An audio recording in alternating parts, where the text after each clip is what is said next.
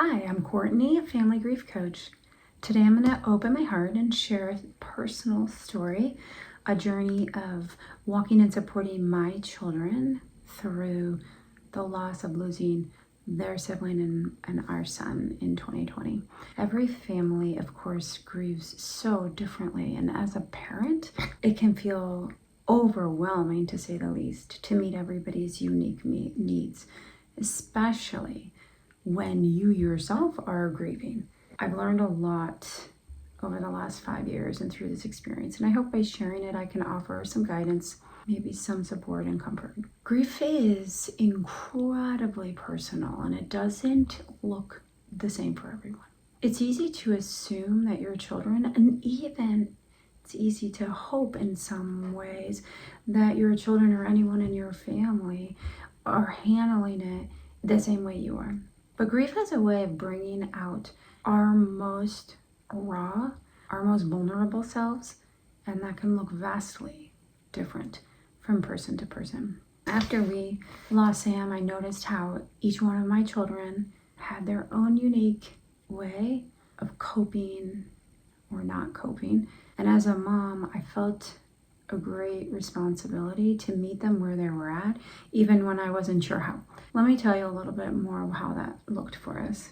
My oldest daughter, she went into what I would call a freeze mode, where your nervous system goes into flight, fight, freeze, fawn. Well, she went into freeze mode, and she seemed emotionally stuck in some ways, almost paralyzed by the weight of the loss. At first, I didn't know how to reach her.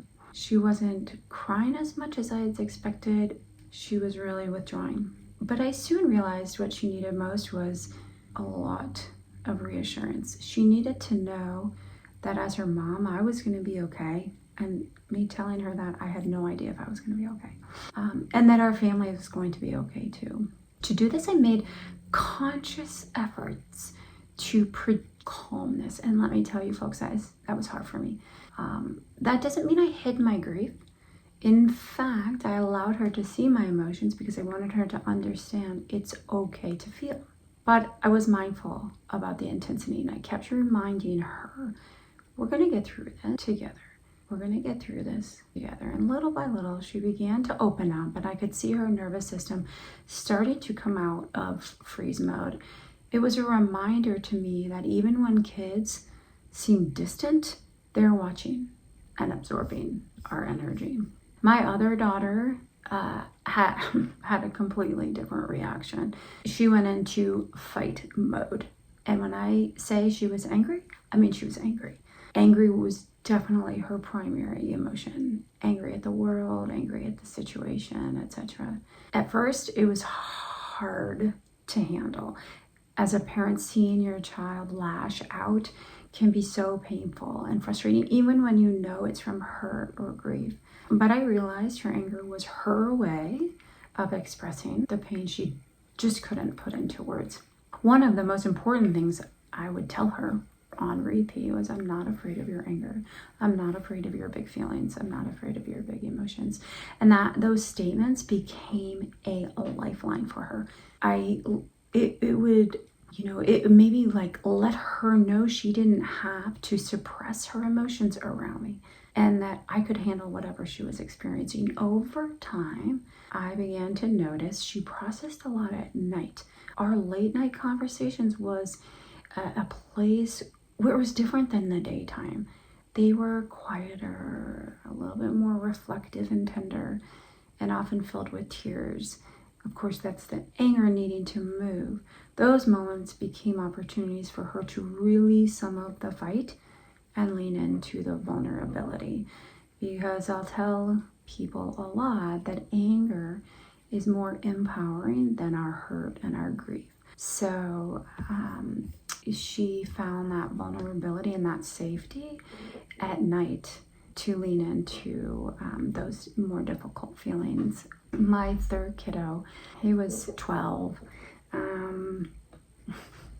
He was just little, and his response rooted in fear and confusion. He didn't have the words to articulate, of course, what he was feeling, but his behavior spoke volumes.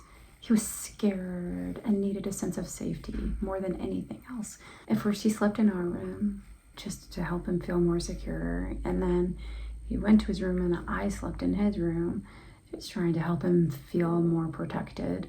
With him, my approach was simple. I listened. I shared what I could in age-appropriate ways, and I gave him permission to ask questions, even the hard ones, even the ones I didn't even have answers to. But I made sure he was never alone in his feelings.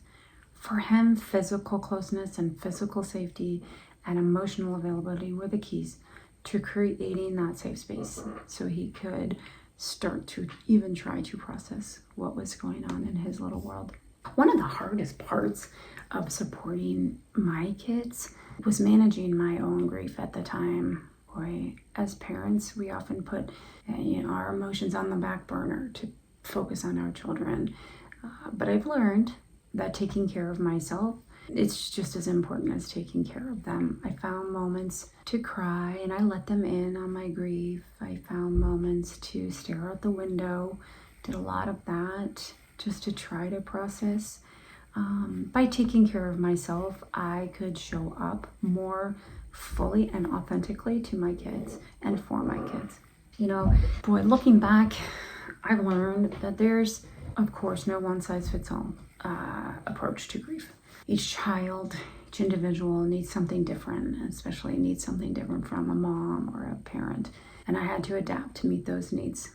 For my daughter, it was freeze mode. It was reassurance and calmness. For my daughter, in fight mode, it was holding space for her anger and her late night tears. And for my youngest, it was offering physical and emotional safety. But the common thread is there. It was all presence, just being there, consistently showing up and letting them know, I'll walk through this storm. I'll walk through this absolute nightmare and with you. I'll walk through this storm with you. Made all the difference in the world. If your family is navigating grief, I want you to know you're not alone. Even every family member's journey is unique. It's okay to feel like, you don't have all the answers, because you don't, and you don't need to. The most important thing is showing up, loving them, accepting their journey, their emotional process. Listen without judgment, and a really good time to learn how to hold space and let your family know that they're safe with you. I'd love to hear your thoughts and experiences in the comments below. Let's create a space where we can support one another through this journey. Until next time, thank you for watching. And remember, healing takes time, but you don't have to do it alone. And also, until next time, take good care of yourself.